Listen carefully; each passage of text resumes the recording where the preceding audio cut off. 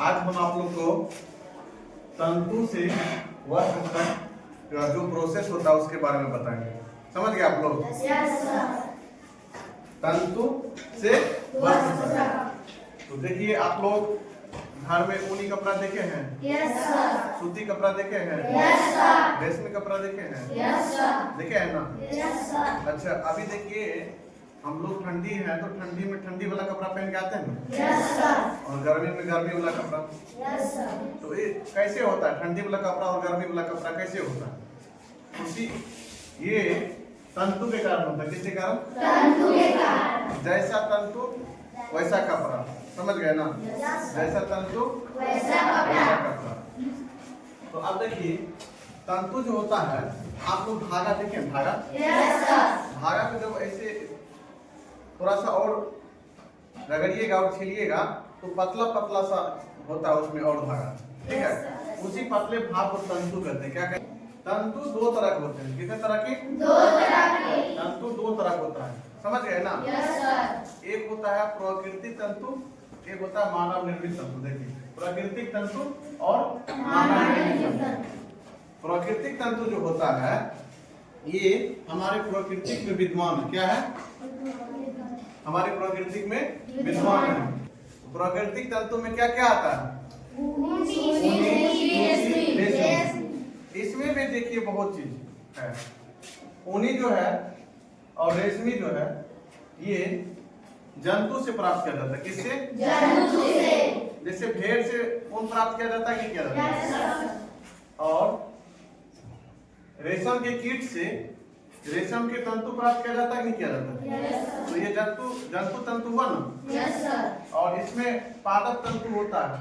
पादप तंतु में भी होता है जूट पटसन। देखे ना? देखे है ना? रुई, ये सब कैसा है? कैसा है? पादप तंतु। कैसा? पादप तंतु। तो तंतु कितने प्रकार के होते हैं? दो। प्राकृतिक तंतु और मानव निर्मित तंतु। समझ गए सब लोग? अब देखिए आप इसको कैसे किस भाग से निकालते हैं? पौधे के किस भाग से निकालते हैं? तंतु है तो निकलता होगा ना किसी भाग से। तो इस तरफ देखिए रेशा लिखा हुआ है, मतलब लिखा हुआ है। ठीक है, ये पौधा लिखा हुआ है और ये पौधे के भाग लिखा हुआ है। समझ गए ना? तो देखिए यहाँ लिखा हुआ है रुई। रुई किससे प्राप्त करते हैं? कपास से। किससे? कपास से। कपास के किस भाग से? बीज और फल से। समझ गए ना? बीज और फल से। उसी तरह है जूट। जूट पटसन से प्राप्त करते हैं। किससे? पटसन से। जूट किससे? पटसन से। किस भाग से? तंतु से। उसी तरह से है फ्लेक्स। किस पौधा से? अलसी से। अलसी से। किससे? अलसी से। और अलसी के किस भाग से? तनों से। तनों से प्राप्त करते हैं। समझ गए? Yes sir. नारियल जटा देखे आप लोग? Yes sir. छठ के टाइम में नारियल खाए हैं ना? Yes sir. नारियल को फाड़ते हैं ना? Yes sir.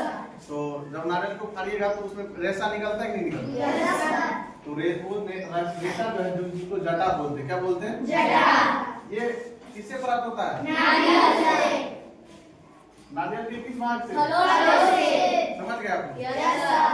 समझ गए? Yes sir. अभी इसके बारे में बताएंगे। ठीक है, अब हम लोग क्या देखेंगे? तंतु से वस्त्र तक का सफर देखेंगे। ठीक है, तंतु से वस्त्र तक का सफर। समझ गए? Yes sir. देखिए तंतु से क्या बनता है? धागा।